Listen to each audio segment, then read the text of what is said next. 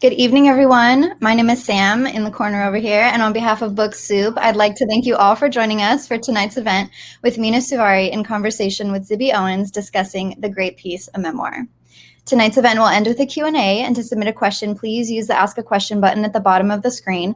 If you see a question on the list that you'd like for our speakers to answer, please click the like button and it'll bump it up in the queue. And we'll try to answer as many questions as time will allow. And please also feel free to engage with each other and the conversation respectfully in the chat area to the right.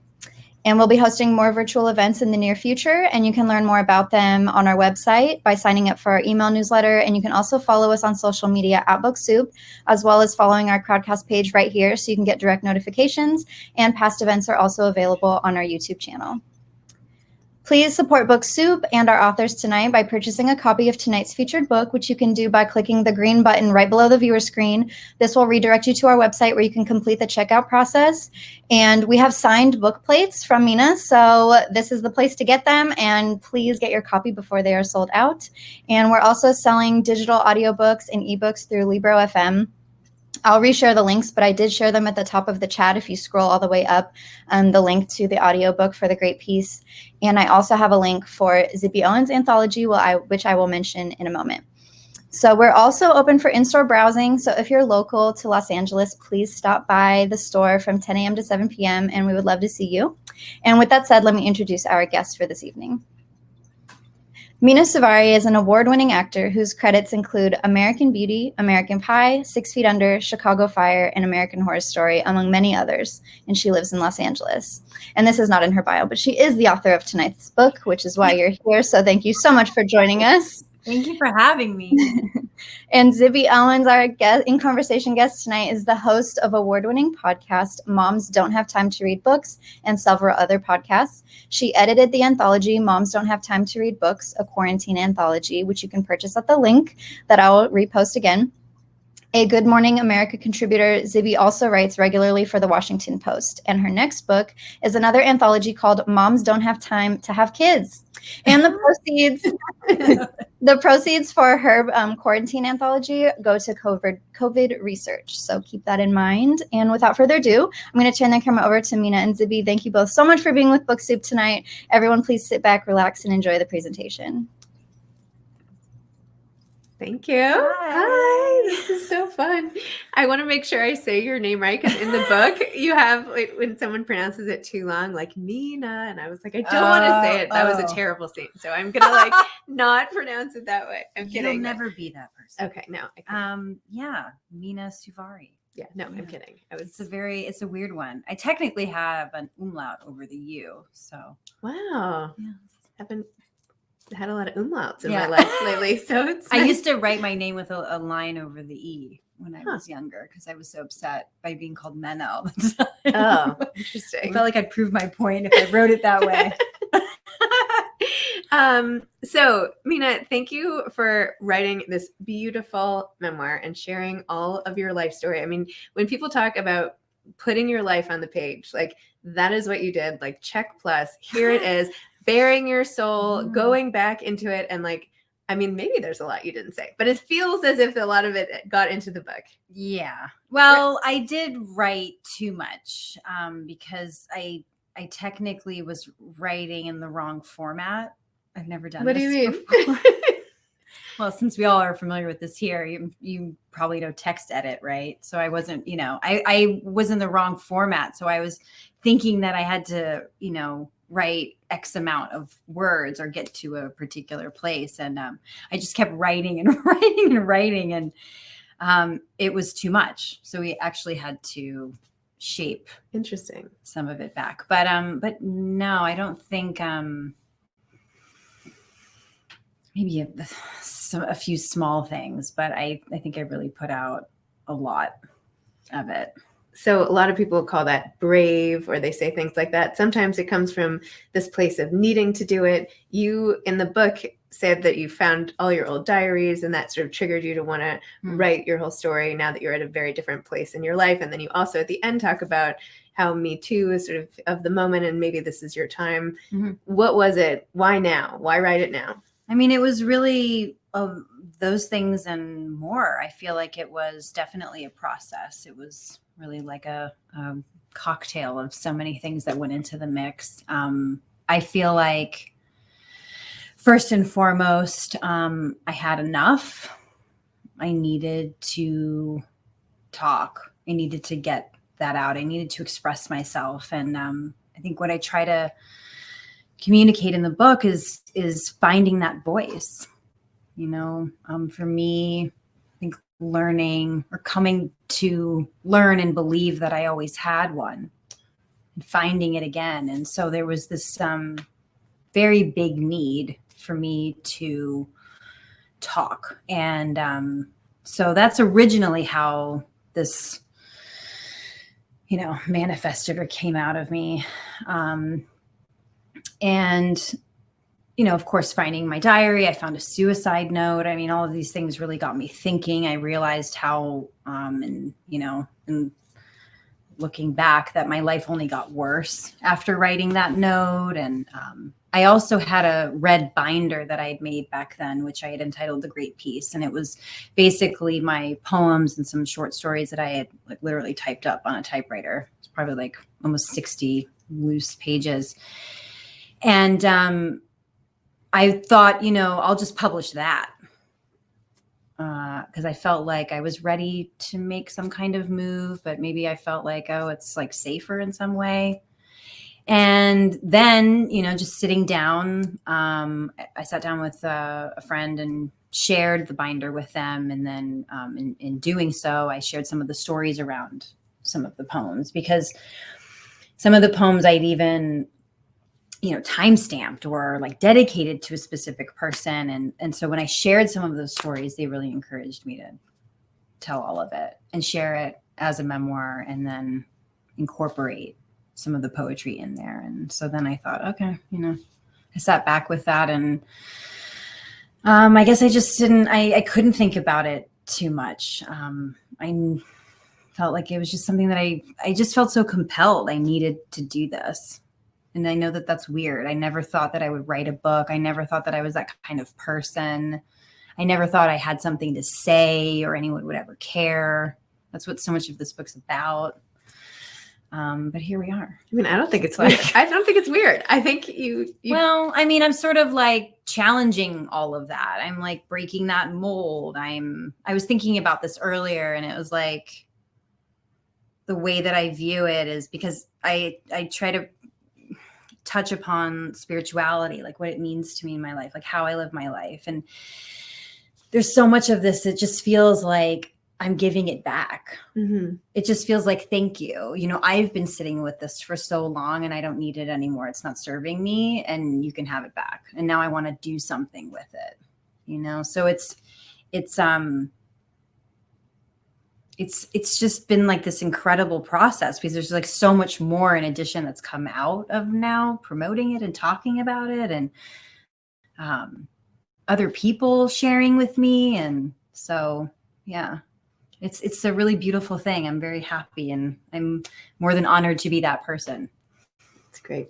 I'm really struck, and I was time and again in your book, by your ability to compartmentalize, right? So you have even what we're not even when we were just chatting, like, are you nervous about this? And you're like, well, no, of course. You took so much of your life and just shoved it away and then projected a different facade, which I feel like so many women in particular can relate to, right? You just hide your stuff and you look okay to the outside and no one really knows the depths of pain or what you're going through. And not only could you do that, but you're acting, you could just become a totally different person and channel whatever you needed to. And I feel like you related so much to the characters. Like you had whole chapters about them. I feel like you really like inhabited them and they meant something to you like along the way. So tell me about that. Like when did you first use that as a coping mechanism, or did you even notice? And do you feel like it's gotten any better now? Like, do you feel like now, especially that this has all come out, that the walls have come down a little, or do you think you're still good at sort of putting stuff away, tucking it? God, so many questions. Sorry. That was a lot. I mean, I think it's important to note that, this work isn't over for me, for sure. And I'm not an expert. It's not like I just like wrap this up and I'm like, this is what I learned and here you go, everyone, and good luck. I I'm still doing the work. I have always talked about how I feel that art saved my life because it gave me that outlet. I don't believe I knew that at the time. I was very unaware. I think I try to communicate that in the book of that process of awakening, right? And the individuals that helped me see that, Seagal and, who talked to me or introduced me to therapy, things like this. So I think a lot of it is sort of, I don't know, kind of being in the survival mode. I don't think I could safely say that I was aware of the security, the importance that work gave to me at that moment. I think I try to bring that also into the book as well, is just to show that with my spirituality, I feel that like there's always this constant communication. And so I was trying to touch upon that, is that I feel like there was always something that kind of came in at the time where I needed it. And I view that very much as my work, a particular role that would come in and challenge me, or it was because I try to always look for the opportunity. So that's how I see it. I feel like there was an opportunity given to me that like just got me by each moment. And so I guess in the book, I'm trying to isolate those moments. I'm trying to show how each one got me to the next step. Wow. So I could talk on all of those. Like they all meant something different, right? Each project, each character, each story, right? Depends on like what it was. And, but for sure, I mean, I feel like there was always that gift of what professionally was going to come into my life. Interesting. Yeah. Can I read this one paragraph? Sure. It's towards the beginning, but it was so well written. You're a really good writer. I mean, nice and I know, I mean, you talk sort of offhandedly. I think my brother would call it like a humble brag or something like that. But you're obviously like a humble brag, and like you kind of like put something in, but like you're clearly like super smart, right? You did so well in school when you were focused, and you could have been anything, right? No, but this means a lot to me because I was not wasn't received very well, like in English class and writing and things like this. So that's why those doubts were always there. I never thought I could, Well, I'm going to read this and we can just prove that you're a great writer. You said, "That's how it was, deep down in the marrow of my bones, where no one could get, no matter how they ripped into my flesh. I held on to my dreams and the hope I had for myself. I looked for the beauty that was all around me, compelled to see it, no matter how hard it was to find. I knew there was a glimmer of light that I could follow through the darkness. I never got the apologies I wanted from the people who hurt me, but I came to understand they were necessary for my well-being. I needed only one person's forgiveness. This is her story." That's powerful. That's really great. Thanks. Don't you? I mean, doesn't it sound good? I mean, no, it's very true. Yeah, it's very true.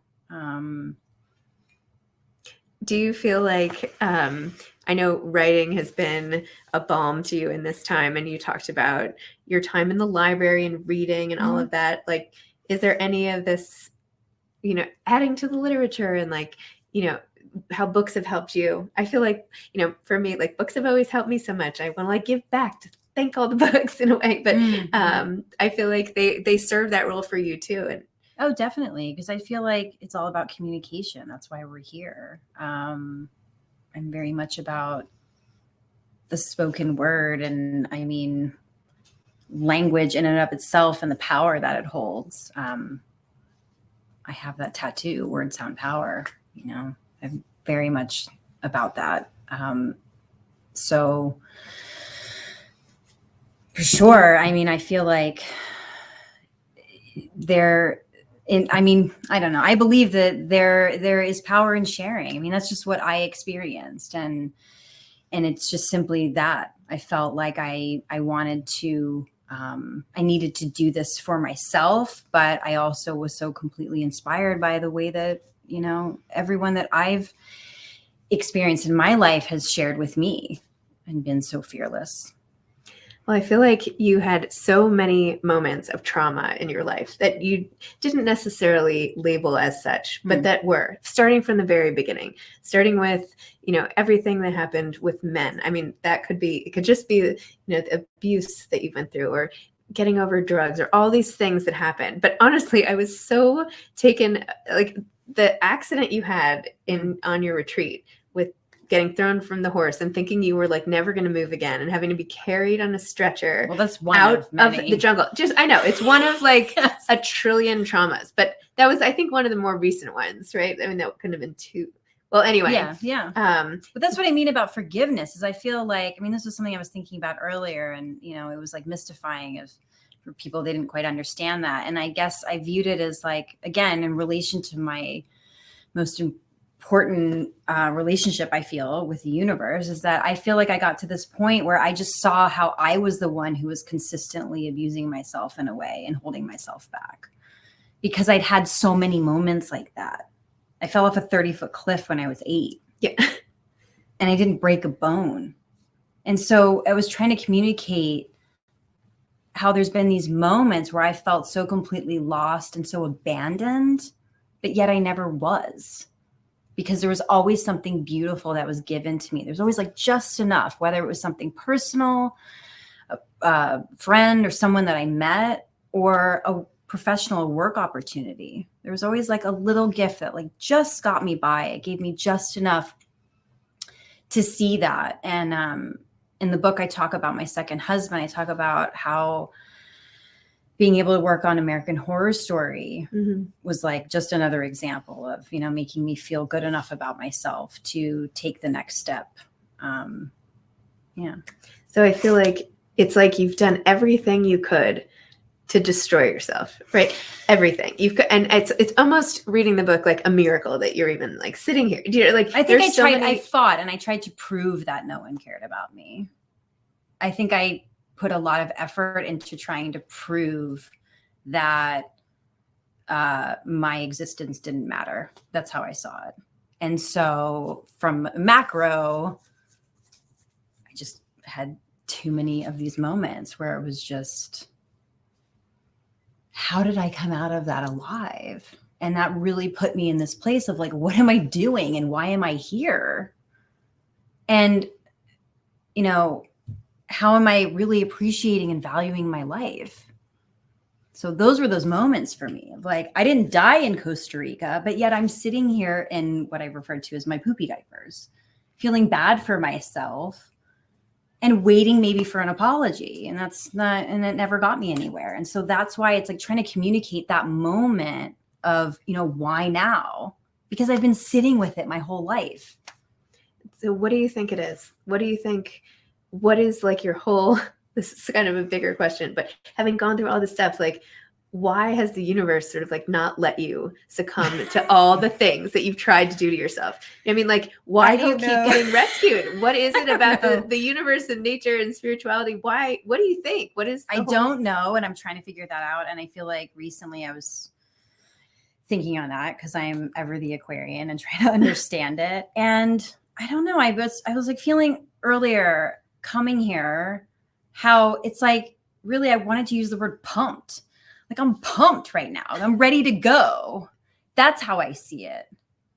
And I appreciate people saying, you know, I'm so sorry that you experienced that. That means a lot to me, but I'm not in that space anymore. Like now I'm ready to do the work. Now I'm ready to,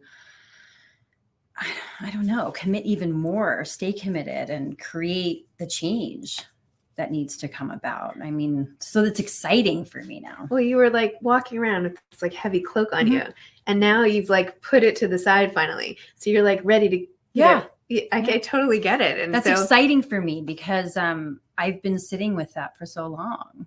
Yeah. And how do you feel in terms of forgiveness? I mean, there was a lot of wrong done to you, not just that I know you say you like brought it on yourself at times, but it's not like that. Like it actually was just a lot of really bad stuff happened to you. Well, because I always try to find my place in it. I think that's important for me. This isn't like the blame game. And I don't know, I've just never lived my life like that. I always try to find my place in it, what I brought into it. And I don't know what additional work I need to do. Right. I don't think it's so passive, but for sure, I mean, those are big conversations because a lot of the work is me trying to understand, I think, what kind of keeps us in places for longer than we would have hoped to be in them. Right. I loved the one moment where it was when you were still sort of living on the queen size mattress tucked in the corner with your stuff everywhere and this like horrific abusive relationship. And it was when you were sort of mandated into bringing a third person into your relationship, whoever it was, at all these different times. And you tried to bring this one woman in. And as she's getting out, she was like, Mena, it doesn't have to be like this. Yeah. It's my friend Tracy. I mean, that's like, it was such a moment. Like I could just see you there by the car and like her telling you that. And like first of all, you wrote it so well that obviously that's why I could see it. But like, what a statement, and that it resonated with you so much. And you obviously like stored it away. I mean, I stored it away to the point where she doesn't even know about this book. And now we're talking about it. And she reached out to me. So we're going to have a conversation because we never even talked about that moment. She didn't even know how important of a person she was to me back then.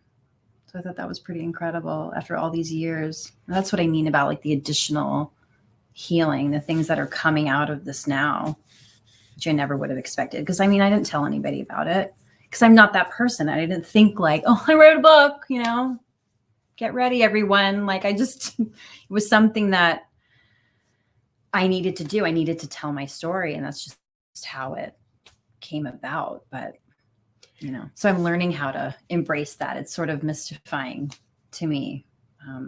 I got a few copies yesterday. I'm just sort of holding it like, wow, Oh my gosh.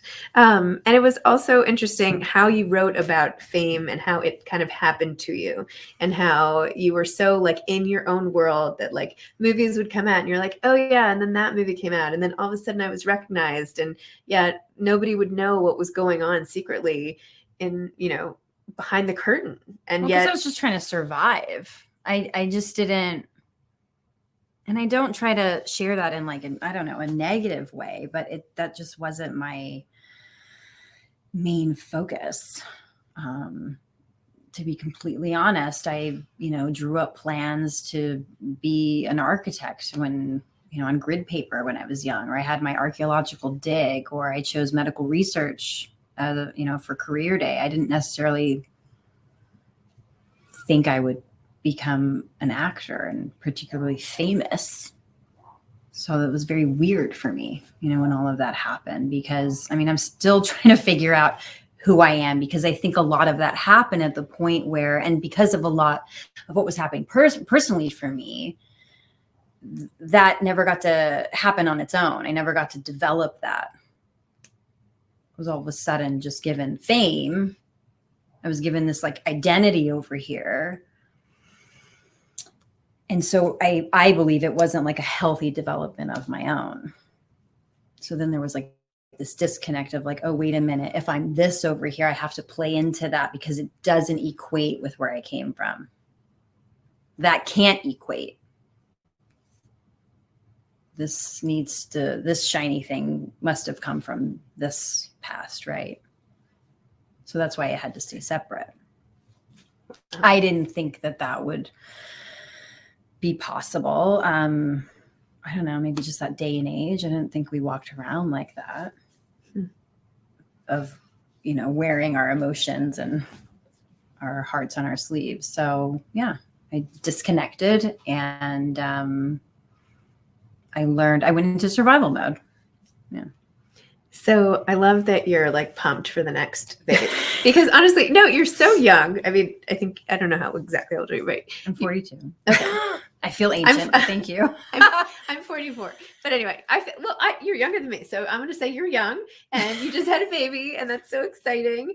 But you could do anything. I mean, you could do anything you want now. What do you want? I think we all can do anything. Yes. That's a great statement. So we can. What do you want to do? Like, you could be an architect now. You could go do whatever you want. Like, I love that. What would you want to do? I'm going to call you when I need go ahead. Anytime. Advice. I mean, I honestly want to write more because, I finished writing the great piece and I found out I was pregnant, which was, everything, an absolute miracle, surprise. And I'm not surprised because of, I think, like how I've laid my life out and, how it's been like chock full of challenges, how it's gone down when reading the great piece, that my birth would only end up like that. So I feel like I need to talk about that. I need to talk about that space and postpartum because of the things that I experienced. I feel like in connection with the great piece, there's just a lot that we don't talk about, a lot that we don't address. And so I never thought that would happen because I never thought that I'd even write one book. But now I feel like there's so much more that I want to talk about in that space. Perhaps the great chaos. This is like, if parenting is like the anti-piece, it's like, the great disruption or something. I don't know. Yeah. No, I have already the title and like. Oh, you do? Oh, you're ready to go. Yeah, oh my gosh. Yeah. Oh, you're like 10 steps out. It just sort of happened. Amazing. Because of how it went down. I thought, oh my gosh, well, I'm not surprised. And now I think I have to talk about this. I want to, because I just feel like there were a lot of things that weren't addressed. In terms of like postpartum depression or postpartum anxiety. I didn't even know postpartum anxiety was a thing. Yep. Me too. I have it, I think, still 14 years later. I just wanted to share my story in that because I felt like we sort of get us up to the pregnancy. Yeah. Or the birth. And then it's like, good luck. Yeah. So I have lots to share in that space. Well, kids don't let you hide anything. Yeah. So, those days are over. Good thing you got it out in the book while he was still good, Yeah. That's amazing. So in terms of actually the writing of the book, aside from using text edit by mistake, I wasn't using it. I was using like a different format. It was a whole thing.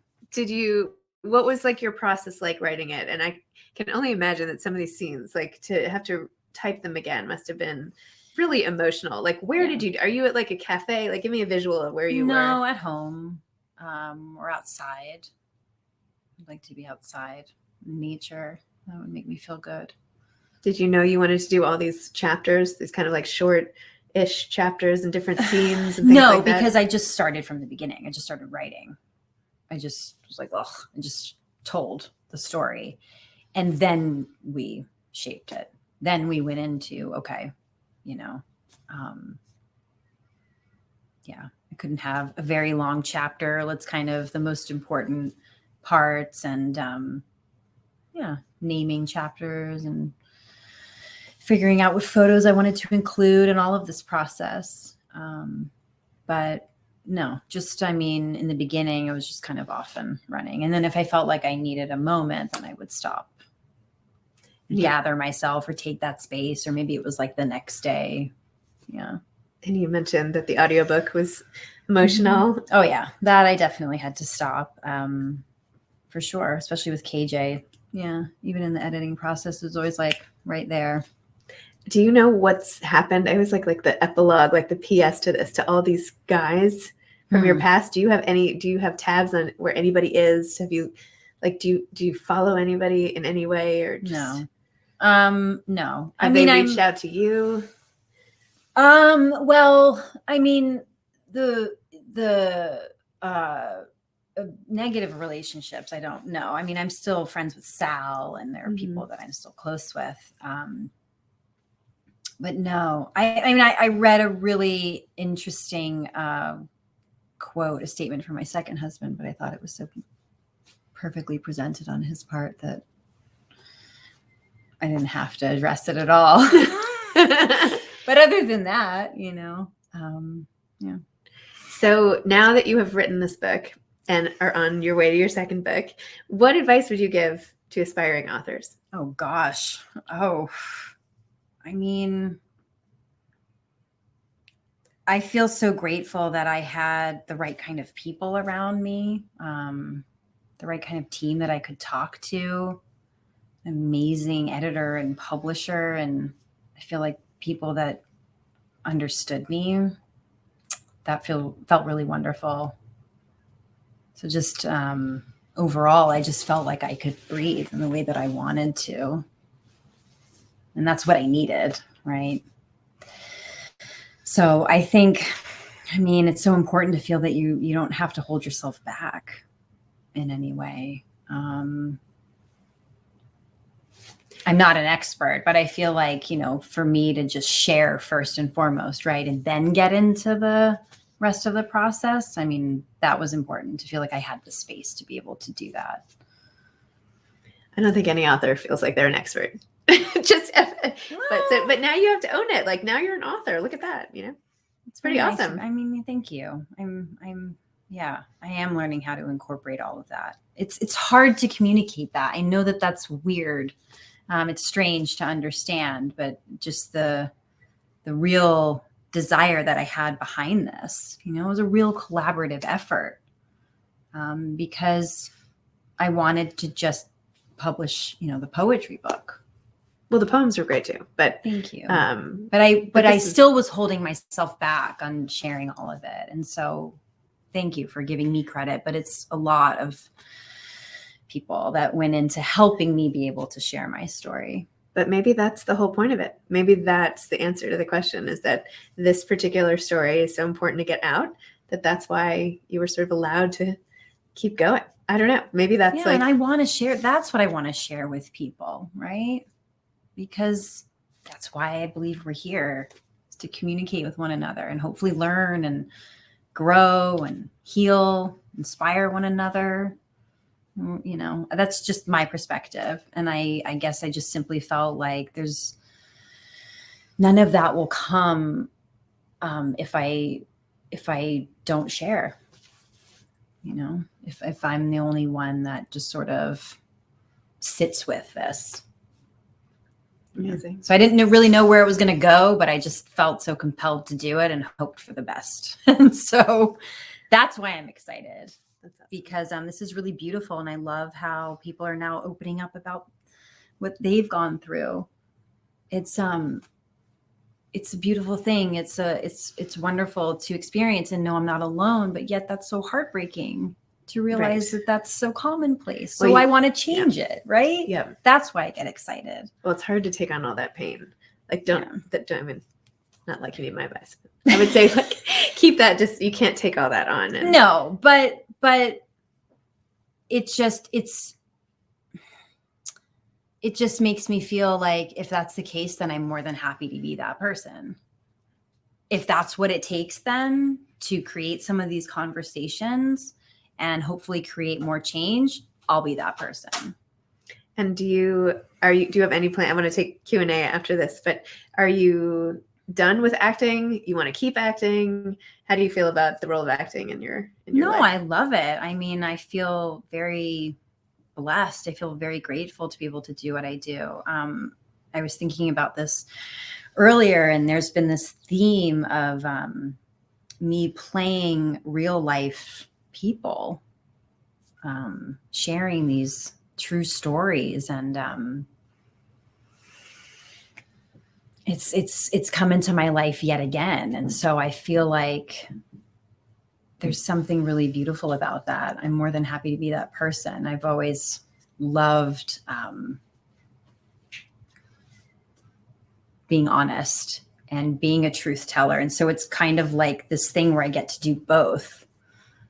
So I love that. That makes me very happy. I'm also, working in development too. I love producing. I have a project that's based on this that I've been working on for a few years too as well to develop. So that's exciting. Yeah. I love all of it. That would be wonderful. Excellent. Okay. Well, I know there are going to be a lot of questions. Okay. So you ready? Yeah. I got all mine in. Most mine. What do you want to know? Okay. Here, I have to pull this a little closer. So, okay. Lots of questions here. So let me move this. Aside from your book, what is your favorite book? I guess the first one that comes to mind from childhood is Alice in Wonderland. Yeah. Okay. All right. Next, has motherhood triggered any past emotions from your childhood and upbringing? Oh, yeah. Oh, yes. All the time. Yeah. I talk about those in therapy. Yeah. So it's good. I try to stay in that space so that I can remain aware and, and be the change, right? Be for him what I felt I needed. I can't believe, by the way, that your dad was a psychiatrist in the ballroom of your house. That's like wild. Yeah. I don't know how I would feel going into therapy in a ballroom as a patient. Do you know what I mean? I feel like that might be like, all right, where am I? But anyway. Okay. My friend is 41 and pregnant for the first time. Any advice? I'm so happy. That's so wonderful. Oh gosh. I mean, so nervous. Just pretend you're an expert. I know, right? Like being put in this position. Any advice? I think it's so important to have the right people around you that are going to support you and what you want for yourself. That's what I've learned. It very much can turn into like what everyone else wants that to be. So I think you really have to take care of yourself, listen to your body, listen to your own intuition, right? Trying to think of other things that I did for myself. Just try to take care of that emotional care, that spiritual care as well, and not just the physical. Do you have any products you couldn't live without as a mom? Just wondering. Not so much. It wasn't so much about products. I just felt like I needed to do a lot of work to choose who I wanted around me. Got it. It's very important, and I think especially in that time, you have to protect your energy. Yeah, I'm not good at that. Okay. Do you I'm not either. All right. Let's Hashtag tried. protect the energy. Yeah. Okay, moms. Do you see yourself publishing any short fiction in the future since you wrote it when you were younger? Would be so cool. I would love to. I would love to publish any of that. I still have a lot of these stories. I still have many, many pages of poetry. There's only a few that were shared in this book. So for sure, I'd love to share all of it. I like how you interspersed it in this book. Thank you. You always mixed it up. How did you survive falling from an 80-foot high cliff? 30 foot. Yeah. Okay, 30. Well, I'm reading. Okay, without breaking I was only 30. Without breaking a bone when you were 8. I have no idea. That's what I mean. I almost lost my eye before that. Fell off a 30-foot cliff. Costa Rica. What else? Drugs. Was hit broadside. Oh yeah. Yeah, the car accident. The car accident. Oh yeah. There were times where I was actively thinking and just the process that I was in of I wonder how much I can hurt myself. So for sure. Yeah. I don't know. That's what I'm trying to connect with and take advantage of, right? What is your favorite thing about motherhood?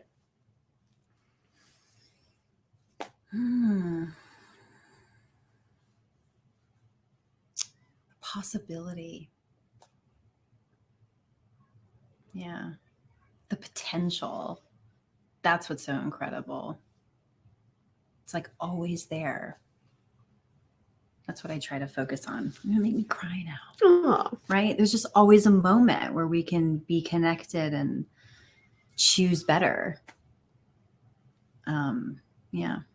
That's what I think is wonderful.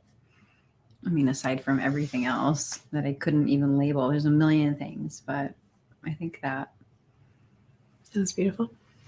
Are there any other ways you have been able to create through your pain outside of acting and now as an author?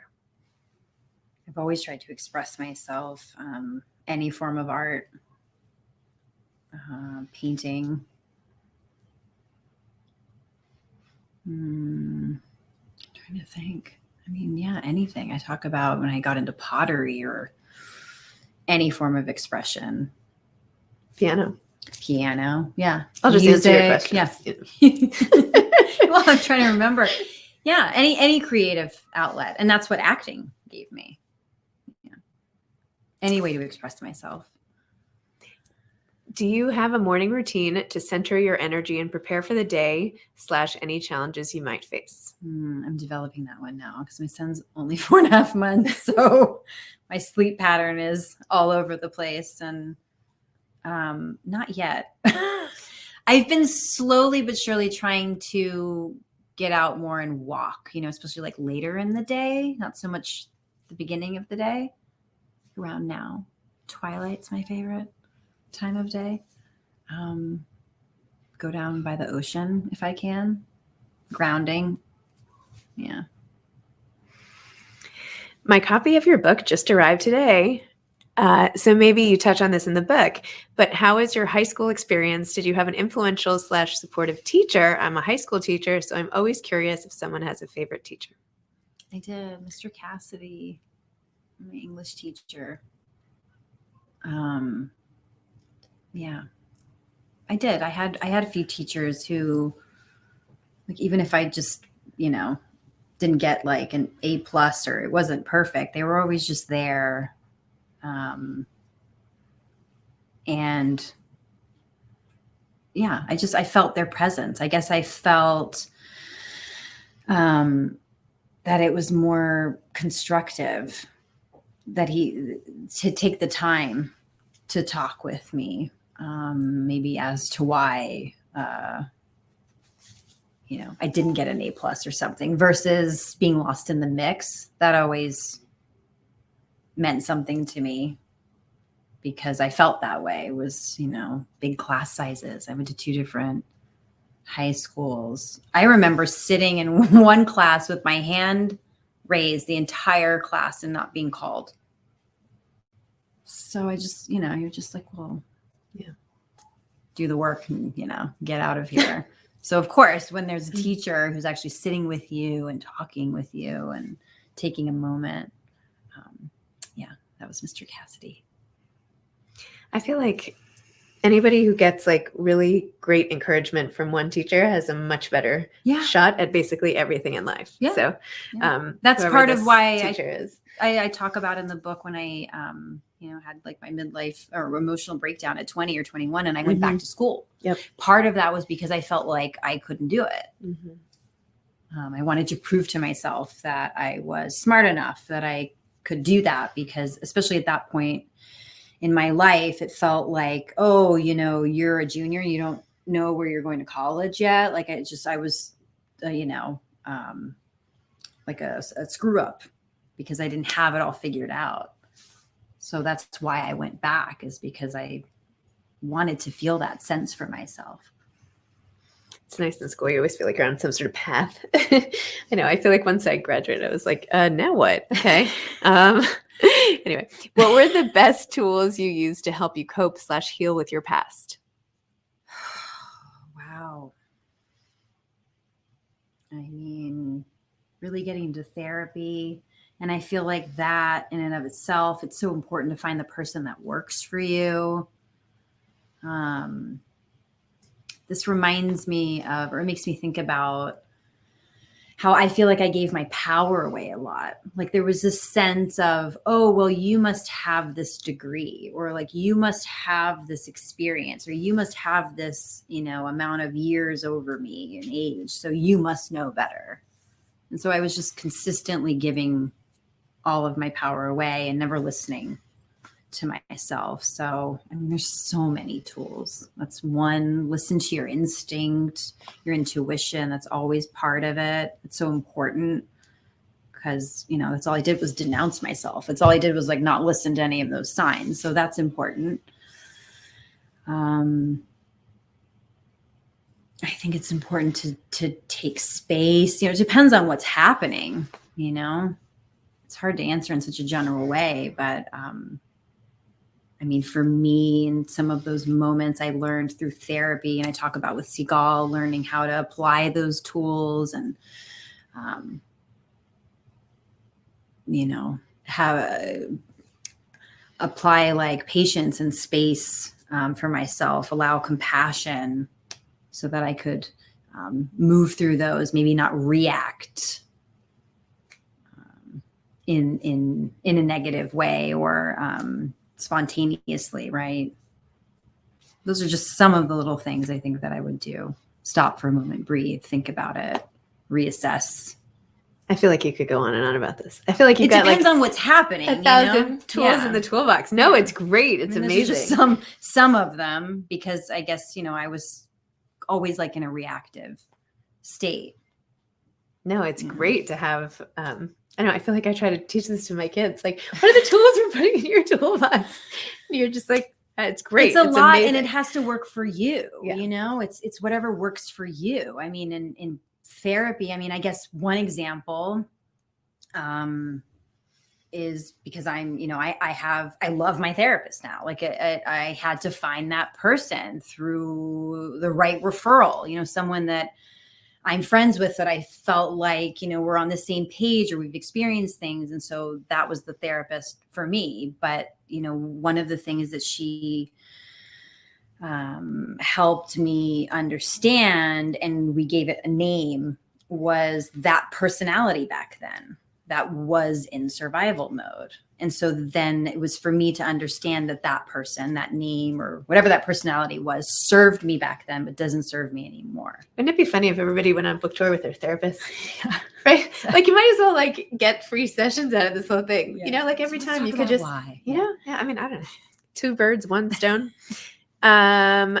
Okay, I'm not asking you to editorialize about the 2019 film you did regarding Nicole Brown Simpson, but your performance was brave, transparent, and moving. Did it inform how you thought through and wrote about yourself in the book? Not that particular project. And I tried not to overthink anything. I had to feel it out on the page. I know that that's like strange to answer in that way or to understand. It was just, it's like, had to allow that driving force to really come through. Let's talk about why you keep saying everything you think is strange and weird. That's a good question. Just store that away. Yeah. That's for your next therapy session. Because I think that you know, there's certain expectations and it feels like a roundabout way that I went about all of this in writing a book. That's how I perceive it. There's no good way. There's no regular way. Okay. Do you enjoy traveling specifically to Canada? I love it. Is this my husband? Yes. This is from someone named Ashley. My husband's Canadian. Yeah. Of course. Of course. Yeah. When it's warmer. No, I'm kidding. Where do you want to go most? Where's like a number 1 on your wish list right now? Do you have a wish list? Anywhere? Anywhere. Right now. Not Canada? Here's a plane. I was like, anywhere in Canada? Where are you going? The Galapagos. Oh. Yeah. I've always wanted to go there. Very cool. Even though that's probably like counterproductive, right? The whole point is to like not go there. No, but but I want to be a human and see it. Yeah. Just sounds incredible. Wow. Mm-hmm. That's such a scientist answer. Birds named boobies. Come on. Yeah. It's weird. Tortoises and whatever else. What advice would you give your 17-year-old self? How much time do we have?